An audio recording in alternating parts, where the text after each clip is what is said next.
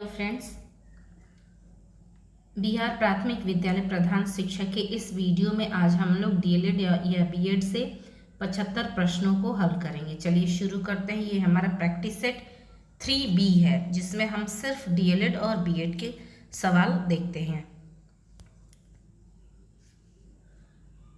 प्राथमिक विद्यालय शिक्षक को अपने शिक्षार्थियों को अभिप्रेरित करने के लिए निम्नलिखित में से किस रणनीति को अपनाना चाहिए?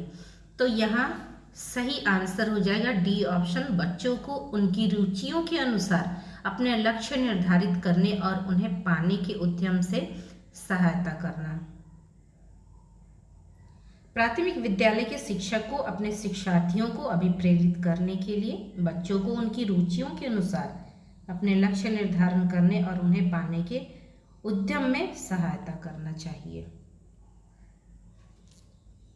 निम्नलिखित में से कौन सा समाजीकरण का एक प्रमुख कारक है? समाजीकरण का कारक यहाँ पूछ रहा है।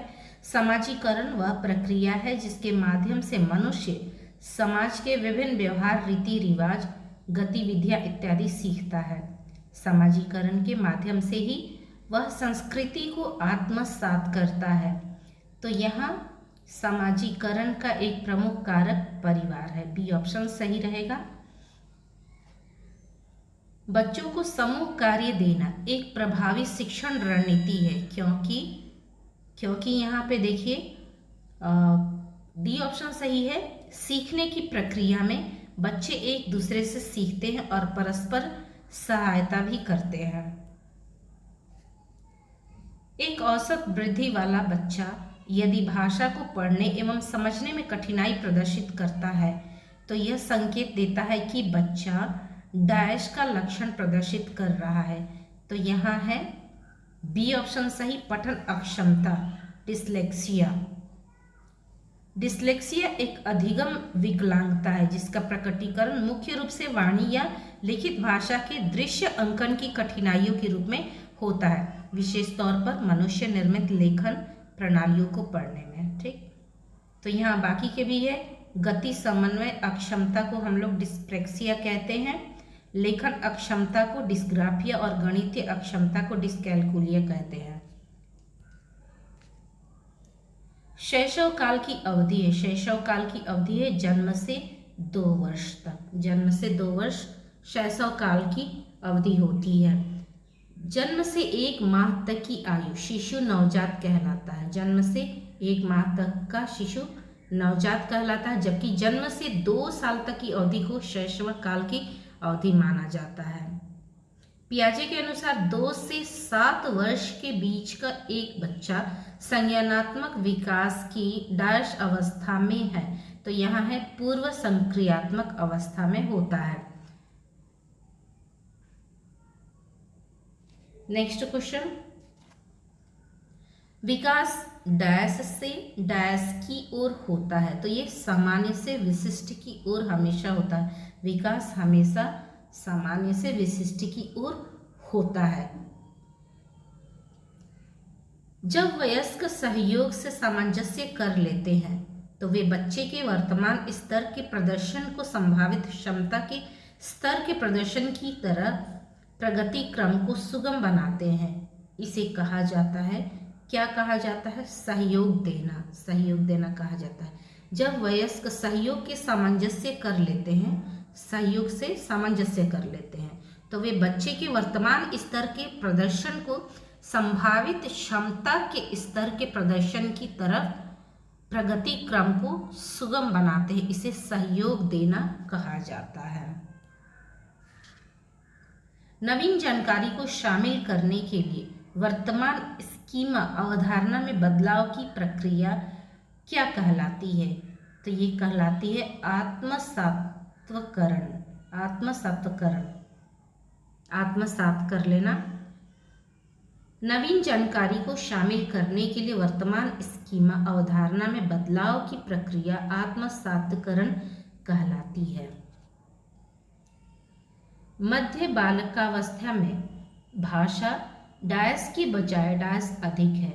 मध्य बाल्यावस्था में भाषा डैश के बजाय डैश अधिक है। तो बताइए क्या है? समाजीकृत और अहम केंद्रित होती है, समाजीकृत और अहम केंद्रित होती है।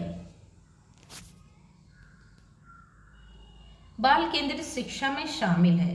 बाल केंद्रित शिक्षा में क्या शामिल है? बच्चों के लिए हस्तपरक गतिविधियां, बच्चों के लिए हस्तपरक गतिविधियां, बालक के मनोविज्ञान को समझते हुए बालकों के लिए शिक्षा की व्यवस्था करने की आधुनिक व्यवस्था को बाल केंद्रित शिक्षा कहा जाता है। इस अवस्था में प्रत्येक बालक की ओर अलग से ध्यान दिया जाता है।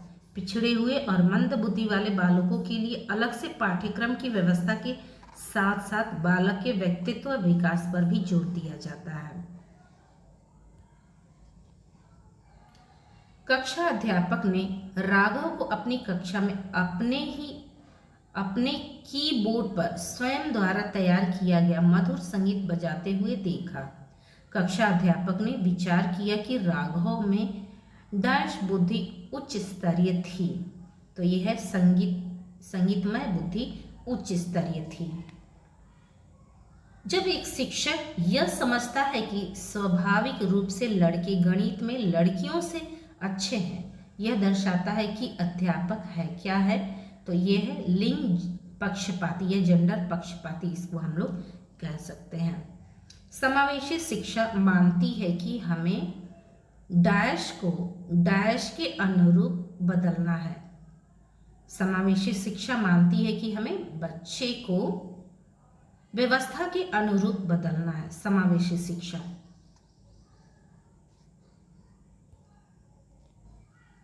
बच्चों में ज्ञान की रचना करने और अर्थ का निर्माण करने की क्षमता होती है। इस परिप्रेक्ष्य में एक शिक्षक की भूमिका है सुगमकर्ता की। जनसंचार माध्यम समाजीकरण का एक महत्वपूर्ण माध्यम बनता जा रहा है। जनसंचार माध्यम समाजीकरण का एक महत्वपूर्ण माध्यम बनता जा रहा है। नीचे दिए गए कथनों में से कौन सा सबसे उपयुक्त कथन है? तो यहाँ डी ऑप्शन सही रहेगा। जनसंचार माध्यमों की पहुंच बढ़ रही है और जनसंचार माध्यम अभिवृत्तियों, मूल्यों और विश्वासों को प्रभावित करता है।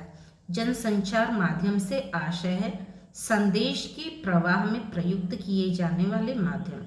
वर्तमान समय में संचार माध्यम और समाज में गहरा संबंध एवं निकटता है। इसके द्वारा जन सामान्य की रुचि एवं हितों को स्पष्ट किया जाता है। प्रकृति पोषण विवाद में प्रकृति से क्या अभिप्राय है? प्रकृति पोषण में प्रकृति से क्या अभिप्राय है? तो यहाँ सी ऑप्शन सही रहेगा। जैविकीय विशिष्टताएं या वंशानुक्रम सूचनाएं। जैविकीय विशिष्टताएं या वंशानुक्रम सूचनाएं। प्रकृति बनाम पालन पोषण। मनोविज्ञान और सामाजिक मनोविज्ञान की शब्दावली और अवधारणा है जिसका प्रयोग व्यक्तियों के जन्मजात सहज गुणों और उनकी परवरिश और पालन पोषण के दौरान मिले पर्यावरण एवं माहौल के द्वारा विकसित व्यवहार के लक्षणों की आपसी संपूरकता और विरोधाभासों का विवेचना किया जाता है। शिक्षार्थियों यानी अधिगमकर्ता की वैयक्तिक विभिन्नताओं के संदर्भ में शिक्षा को चाहिए कि शिक्षार्थियों अधिगमकर्ता की वैयक्तिक विभिन्नताओं के संदर्भ में शिक्षिका को चाहिए कि क्या चाहिए? बी ऑप्शन सही रहेगा। विविध प्रकार की अधिगम परिस्थितियों को उपलब्ध कराना। विविध प्रकार की अधिगम परिस्थितियों को उपलब्ध कराना। अधिगमकर्ता की वैयक्तिक विभिन्नताओं के संदर्भ में शिक्षा को चाहिए कि वह विविध प्रकार की अधिगम परिस्थितियों को उपलब्ध कराए। नेक्स्ट क्वेश्चन, निम्नलिखित में से कौन सा बाल विकास का एक सिद्धांत नहीं है? निम्नलिखित में से कौन सा बाल विकास का एक सिद्धांत नहीं है? सभी विकास तथा अधिगम एक समान गति से आगे बढ़ते हैं, तो ये है बाल विकास का सिद्धांत नहीं है। निम्नलिखित में से कौन सा आकलन करने का सर्वाधिक उपयुक्त तरीका है? आकलन का सबसे सर्वाधिक उपयुक्त तरीका है? ऑप्शन सी, आकलन शिक्षण अधिगम में अंतर्निहित प्रक्रिया है।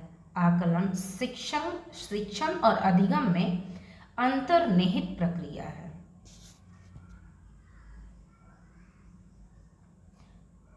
निम्नलिखित में से कौन सा सृजनात्मक से संबंधित है? सृजनात्मक से संबंधित है ऑप्शन बी, अपसारी चिंतन। अपसारी चिंतन। बच्चों के बारे में निम्नलिखित कथनों में से किस कथन से वायुगोस्की सहमत होते हैं? तो यहाँ ऑप्शन बी सही रहेगा। बच्चे समवयस्कों और वयस्कों के साथ सामाजिक अंतःक्रियाओं के माध्यम से सीखते हैं। वायुगोस्की बाल मनोवैज्ञानिक थे। उनके अनुसार बच्चे समवयस्कों और वयस्कों के साथ सामाजिक अंतःक्रियाओं के माध्यम से सीखते हैं। बच्चे, अब उसके आगे आपको देना है जवाब, क्या होगा? जिज्ञासु प्राणी होते हैं जो अपने चारों ओर के जगत को खोजने के लिए अपने ही तर्कों और क्षमताओं का उपयोग करते हैं। तो ये बी ऑप्शन सही रहेगा। नेक्स्ट क्वेश्चन, बच्चों की त्रुटियों के बारे में निम्नलिखित में से कौन सा कथन सत्य है? बच्चों की त्रुटियों के बारे में, तो यहाँ सी ऑप्शन सही रहेगा। बच्चों की त्रुटियां उनके सीखने की प्रक्रिया का ही अंग है। अध्यापक को यह सुनिश्चित करना चाहिए कि उनकी कक्षा के सभी शिक्षार्थी अपने आप को स्वीकृत और सम्मानित समझें। इसके लिए शिक्षक को चाहिए कि वह, ए ऑप्शन सही रहेगा, अपने शिक्षार्थियों की सामाजिक और सांस्कृतिक पृष्ठभूमि की जानकारी प्राप्त करें और कक्षा में विविध मतों को प्रोत्साहित करें। विद्यालय में अध्यापक को यह सुनिश्चित करना चाहिए कि उसकी कक्षा के सभी शिक्षार्थी अपने आप को स्वीकृत और सम्मानित समझें। इसके लिए शिक्षक को चाहिए कि वह अपने शिक्षार्थियों की सामाजिक और सांस्कृतिक पृष्ठभूमि की जानकारी प्राप्त करे और कक्षा में विविध मतों को प्रोत्साहित करें। नेक्स्ट क्वेश्चन, शिक्षा के क्षेत्र में पाठ्य चर्चा शब्दावली डैश की ओर संकेत करती है।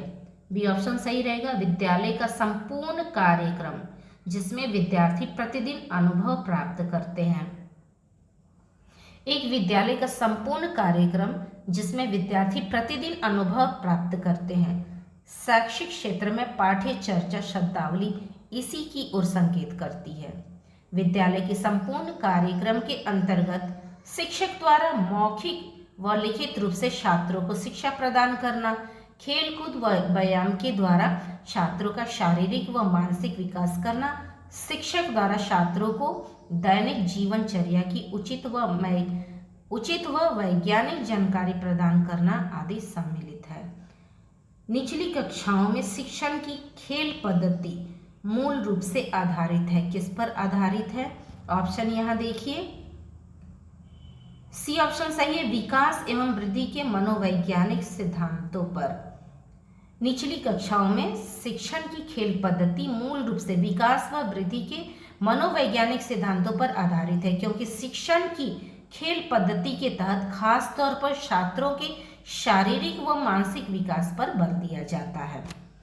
पियाजे के अनुसार निम्नलिखित में से कौन सी अवस्था में बच्चा अमूर्त संकल्पनाओं के विषय में तार्किक चिंतन करना आरंभ कर देता है? तो ये है 11 से ऊपर। औपचारिक संक्रियात्मक अवस्था 11 वर्ष एवं उसके ऊपर से शुरू कर देता है। पियाजे के अनुसार औपचारिक संक्रियात्मक अवस्था 11 वर्ष एवं इससे ऊपर में बच्चा अमूर्त संकल्पनाओं के विषय में तार्किक चिंतन करना आरंभ करता है। पियाजे का कहना है कि व्यक्ति की बौद्धिक अभिव्यक्ति का स्वरूप विकास की अवस्था के अनुसार ही बदलता रहता है। डिस्लेक्सिया किससे संबंधित है? डिस्लेक्सिया किससे संबंधित है? तो ये पठन विकार है। डिस्लेक्सिया पठन विकार से संबंधित है। इस बीमारी से पीड़ित बच्चों को सामान्य रूप से पढ़ाई लिखाई में समस्याएं आती है और साथ ही साथ उनके मन में पढ़ाई के प्रति अरुचि व नकारात्मक भाव होता है। अभी कुछ वर्षों पहले डिस्लेक्सिया नामक बीमारी से पीड़ित एक बच्चे की कहानी को अभिनेता आमिर खान द्वारा निर्मित व अभिनीत फिल्म तारे जमीन पर में दिखाया गया है। तो ये तारे ज़मीं जो मूवी है, इसमें जो एक बच्चा है वो डिसलेक्सिया नामक बीमारी से पीड़ित होता है। तो यहाँ सही ऑप्शन हो जाएगा सी, पठन विकार। नेक्स्ट क्वेश्चन, विशेष आवश्यकता वाले बच्चों को शिक्षा उपलब्ध कराई जानी चाहिए। कैसे कराई जानी चाहिए?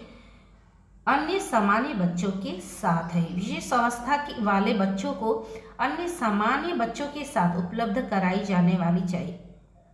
विशेष आवश्यकता वाले बच्चों को अन्य सामान्य बच्चों के साथ उपलब्ध कराई जाने वाली शिक्षा के साथ ही इनकी शिक्षा कराई जानी चाहिए। ऐसी स्थिति में वह सामान्य बच्चों के साथ घुल मिलकर उनकी कार्य प्रणाली को बड़ी सहजता से आत्मसात कर लेगा। किंतु वहीं यदि उसे विशेष विद्यालय में विशेष बच्चों के साथ उच्च प्रणालियों के तहत शिक्षा प्रदान की जाए तो वह बच्चा सामान्य जीवन में पूर्णतया असफल ही रहेगा।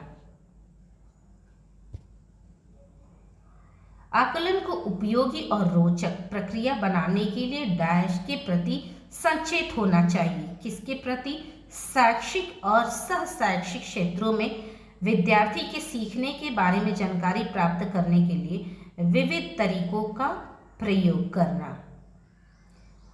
आकलन को उपयोगी और रोचक प्रक्रिया बनाने के लिए शैक्षिक एवं सह शैक्षिक क्षेत्रों में छात्रों के सीखने के बारे में जानकारी प्राप्ति हेतु विविध तरीकों के प्रयोग के प्रति सचेत होना आवश्यक है। तभी हम आकलन को उपयोगी एवं रोचक बनाने में समर्थ हो सकते हैं। डैश प्रतिभाशाली होने का संकेत नहीं है। क्या प्रतिभाशाली होने का संकेत नहीं है? तो यहाँ ऑप्शन बी सही रहेगा, दूसरों के साथ झगड़ना। एक प्रतिभाशाली छात्र सदैव सृजनात्मक विचारों में खोया रहता है, वह जिज्ञासु वृत्ति का होता है, वह जो भी करता है या बोलता है उसमें नवीनता समाहित रहती है। वाद विवाद उसके जीवन का विषय नहीं हुआ करता, वह सदैव क्रियात्मक चिंतन में निमग्न रहता है। बच्चे दुनिया के बारे में अपनी समझ का सृजन करते हैं, इसका श्रेय डैश को जाता है। तो ये है पियाजे, जीन पियाजे का ही कहना है। निम्न में से कौन सा बच्चे की सामाजिक मनोवैज्ञानिक आवश्यकताओं के साथ संबंध नहीं है? तो यहाँ बताना है आपको, बच्चे की सामाजिक मनोवैज्ञानिक आवश्यकताओं से संबंध नहीं रखता है। सी ऑप्शन सही होगा, शरीर से अपशिष्ट पदार्थों का नियमित रूप से बाहर निकलना। तो ये सामाजिक मनोवैज्ञानिक आवश्यकताओं के संबंध में नहीं है। नेक्स्ट क्वेश्चन,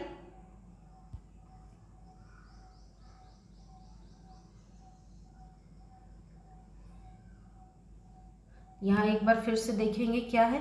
शरीर से अपशिष्ट पदार्थों का नियमित रूप से बाहर निकलना, सानिध्य की आवश्यकता, संवेगात्मक सुरक्षा की आवश्यकता एवं सामाजिक अनुमोदन अथवा सराहना की आवश्यकता जैसे तत्व बच्चे की सामाजिक मनोवैज्ञानिक आवश्यकताओं से संबंधित है, जबकि शरीर से अपशिष्ट पदार्थों का नियमित रूप से बाहर निकलना का उक्त के साथ कोई भी संबंध नहीं है।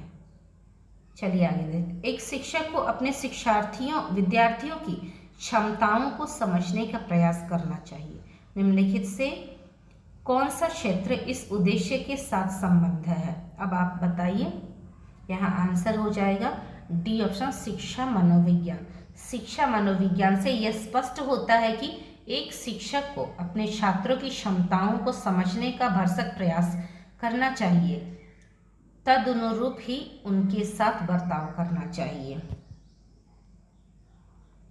सीखने की प्रक्रिया में अभिप्रेरणा क्या है? सीखने की प्रक्रिया में अभिप्रेरणा क्या है? शिक्षार्थियों में सीखने के प्रति रुचि का विकास करती है। अभिप्रेरणा, मोटिवेशन, मनोवैज्ञानिक अर्थ में अभिप्रेरणा एक आंतरिक शक्ति है जो व्यक्ति को कार्य करने से प्रेरित कर सकती है। यह एक अदृश्य शक्ति है जिस पर आधारित व्यवहार को देखकर केवल इसका अनुमान लगाया जा सकता है। प्रेरणा का प्रश्न क्यों का प्रश्न है। हम खाना क्यों खाते हैं, पढ़ते क्यों हैं, इस प्रकार के सभी प्रश्नों का संबंध अभिप्रेरणा से है। सीखना समृद्ध हो सकता है। कैसे समृद्ध हो सकता है? यदि, ये ऑप्शन सही रहेगा, वास्तविक दुनिया से उदाहरणों को कक्षा में लाया जाए जिसमें विद्यार्थी एक दूसरे से अंतःक्रिया करे और शिक्षक उस प्रक्रिया को सुगम बनाए। तो यहाँ ऑप्शन ए सही रहेगा। देश काल परिस्थिति के बीच हो रहे कार्यों के उदाहरणों को हमें छात्रों के बीच कक्षा में प्रस्तुत करना चाहिए ताकि छात्र संप्रति विषय पर परस्पर विचार विमर्श करें, जिसका श्रवण कर शिक्षक उस प्रक्रिया को और सुगम बनाए। इस प्रवृत्ति से सीखना और सहज एवं समृद्ध हो सकता है। निम्न में से कौन से कथन को सीखने की प्रक्रिया की विशेषता नहीं मानना चाहिए? तो यहाँ ए ऑप्शन है, शैक्षिक संस्थान ही एकमात्र संस्था है, स्थान है जहाँ अधिगम प्राप्त होता है। तो ये बिल्कुल सिर्फ शैक्षणिक संस्था ही नहीं हो सकती है, बल्कि सीखने की प्रक्रिया मात्र शैक्षणिक संस्थानों में ही नहीं होती, बल्कि इसके बाहर का संपूर्ण वातावरण भी अधिगम का स्रोत ही है। सीखना एक लक्ष्य विधि निर्धारित करता है। अनअधिगम भी सीखने की एक प्रक्रिया का ही अंग है। साथ ही निश्चितः ही सीखना एक व्यापक प्रक्रिया है। सीखने के अंतःदृष्टि सिद्धांत को किसने बढ़ावा दिया? सीखने के, देखिए यहाँ सीखने के अंतःदृष्टि सिद्धांत को किसने बढ़ावा दिया? तो ये है गेस्टाल्ट सिद्धांतवादी। गेस्टाल्ट सिद्धांतवादियों ने सीखने के अंतःदृष्टि सिद्धांत को बढ़ावा दिया। इस सिद्धांत का प्रतिपादन यद्यपि कि कोहलर ने 1917 में अपने एक प्रयोग के आधार पर किया था, उनका इस विषय पर कहना था कि अधिगम की प्रत्येक क्रिया में सूझबूझ की आवश्यकता पड़ती है। बच्चों के बौद्धिक विकास की 4 विशिष्ट अवस्थाओं की पहचान की गई। कैसे? पियाजे द्वारा। जीन पियाजे ने बौद्धिक विकास की चर्चा के क्रम में बताया है कि बौद्धिक विकास अथवा चिंतन, तर्क, समस्या समाधान आदि के विकास की 4 अवस्थाएं होती है तथा विकास की प्रत्येक अवस्था में बौद्धिक विकास का रूप भी बदलता जाता है।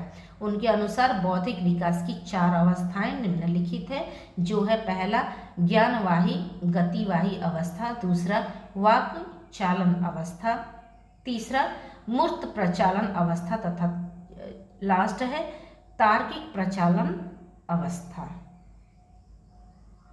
निम्नलिखित में से किस अवस्था में बच्चे अपने समवयस्क समूह के सक्रिय सदस्य हो जाते हैं?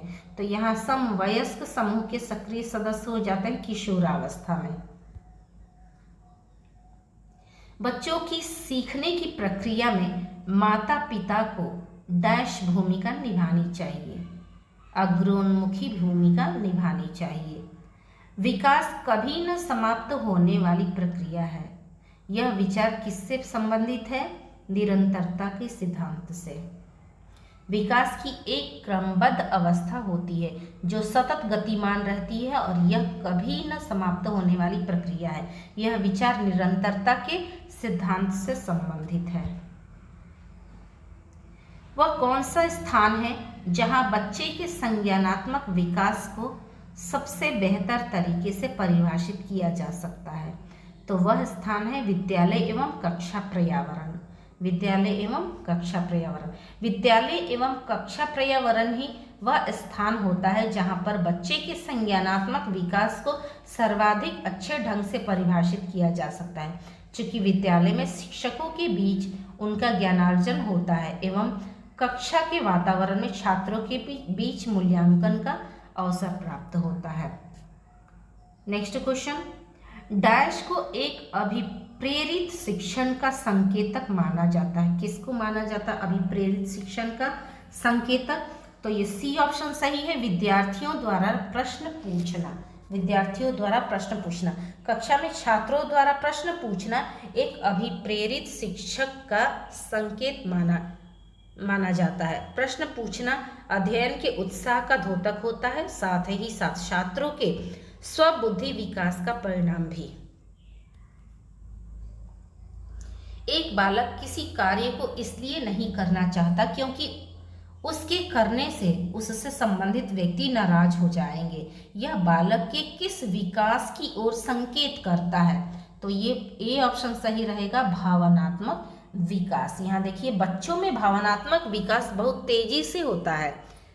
उसके द्वारा किए गए कार्य का किसी व्यक्ति पर क्या प्रभाव पड़ेगा, इस बात को समझने की शक्ति उसके भावनात्मक विकास की ओर इंगित करता है।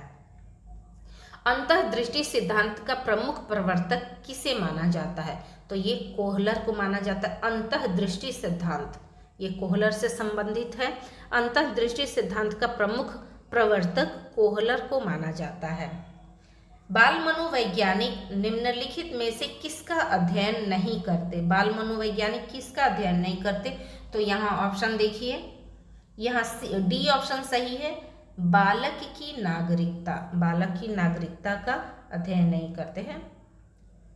नेक्स्ट, मॉन्टेसरी के अनुसार बच्चों में भाषाई कौशल विकसित करने का क्रम क्या है? क्या है यहाँ पे देखिए दिया हुआ, ए ऑप्शन सही है, LSRW। LSRW क्या है? नेक्स्ट क्वेश्चन, निम्नलिखित में से कौन बच्चे के सामाजिक विकास को प्रभावित नहीं करता है? तो ये है परिवार, विद्यालय, समुदाय और इनमें से कोई नहीं। तो यहाँ ऑप्शन सही रहेगा, इनमें से कोई नहीं। क्वेश्चन फिर से देखिएगा, निम्न में से कौन बच्चे के सामाजिक विकास को प्रभावित नहीं करता है? तो यहाँ इनमें से कोई नहीं। बच्चों के सामाजिक विकास को प्रभावित करने में सबसे प्रमुख भूमिका परिवार की होती है। इसके बाद विद्यालय एवं समुदाय का भी जबरदस्त प्रभाव पड़ता है। नेक्स्ट क्वेश्चन, डिस्ग्राफिया क्या है? ये लिखने से संबंधित एक विकार है। लिखने से संबंधित विकार, सी ऑप्शन सही रहेगा। दृष्टि बाधित बच्चों के लिए किस लिपि का प्रयोग किया जाता है? ये तो हम लोग सभी जानते हैं, ब्रेल लिपि का। बहरेपन से क्या अभिप्राय है? 50 डेसिबल या उससे ज्यादा का श्रवण दोष। 50 डेसिबल या उससे ज्यादा का श्रवण दोष है। समावेशी शिक्षा का अभिप्राय, समावेशी शिक्षा का अभिप्राय क्या है? यहाँ सी ऑप्शन में है, विशेष आवश्यकता वाले व सामान्य बच्चों की एक साथ शिक्षा। समावेशी शिक्षा का शिक्षण प्रणाली है। शिक्षा का समावेशीकरण यह बताता है कि विशेष शैक्षणिक आवश्यकताओं की पूर्ति के लिए सामान्य छात्रों एवं विशेष आवश्यकता वाले दिव्यांग छात्रों को समान शिक्षा प्राप्ति के अवसर मिलने चाहिए। विशेष आवश्यकता वाले बच्चों में सम्मिलित नहीं है। क्या सम्मिलित नहीं है? तो छोटे बालक।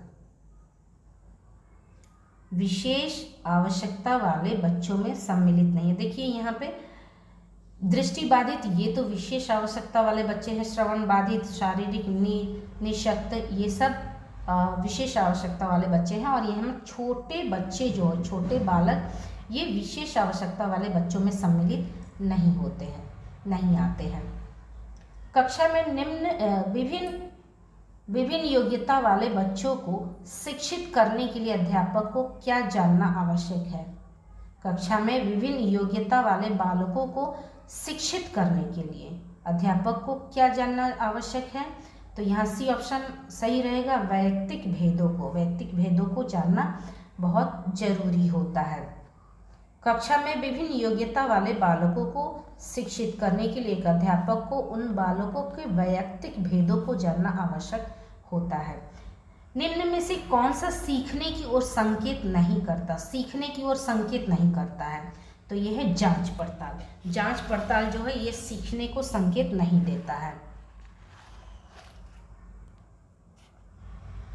बाल केंद्रित शिक्षा का अर्थ है, बाल केंद्रित शिक्षा का अर्थ क्या होता है?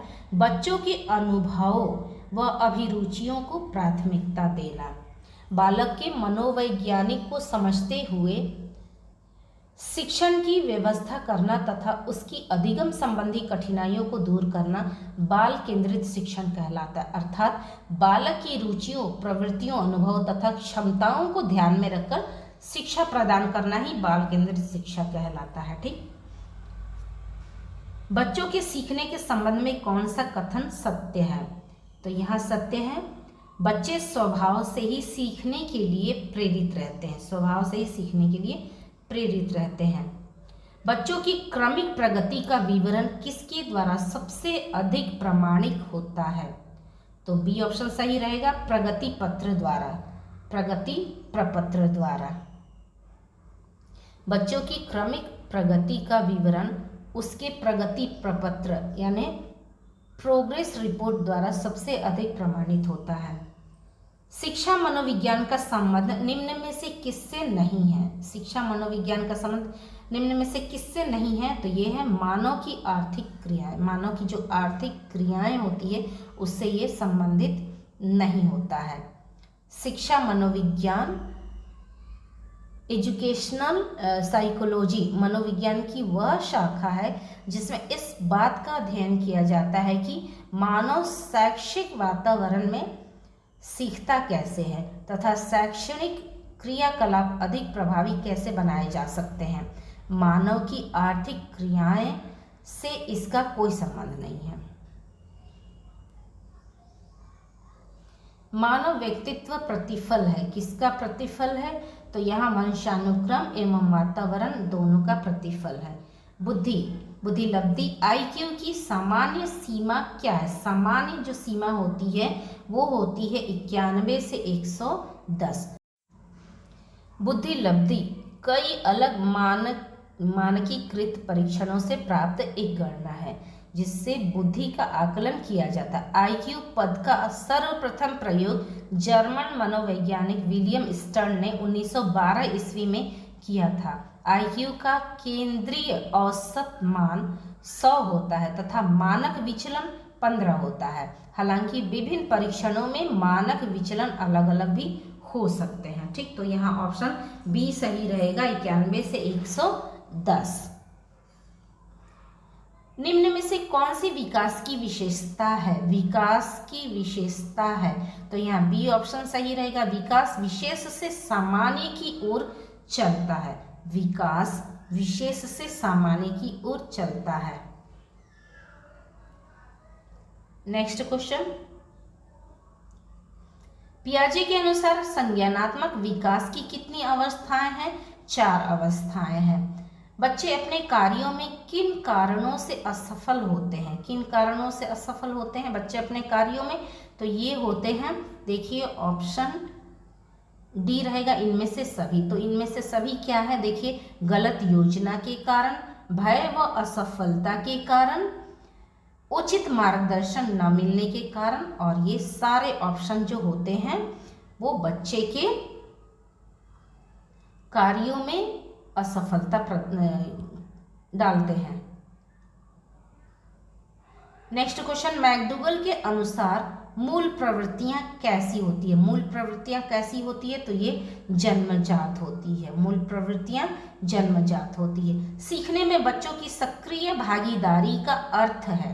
सीखने में बच्चों की सक्रिय भागीदारी का अर्थ होता है अपने विचारों की तार्किक अभिव्यक्ति करना। तार्किक अभिव्यक्ति करना। शिक्षा मनोविज्ञान शिक्षा को किस रूप से सहायता करता है? अब बताइए, किस रूप से सहायता करता है या किस रूप में सहायता करता है? तो यहाँ ऑप्शन हो जाएगा बी सही, बच्चों के सीखने संबंधी अभिवृत्तियों का ज्ञान कराता है। बच्चे को सर्वप्रथम भाषा का ज्ञान किससे होता है? तो ये सही ऑप्शन है ए, माँ से होता है। निगमन विधि का प्रयोग किस विषय को पढ़ाने के लिए किया जाता है?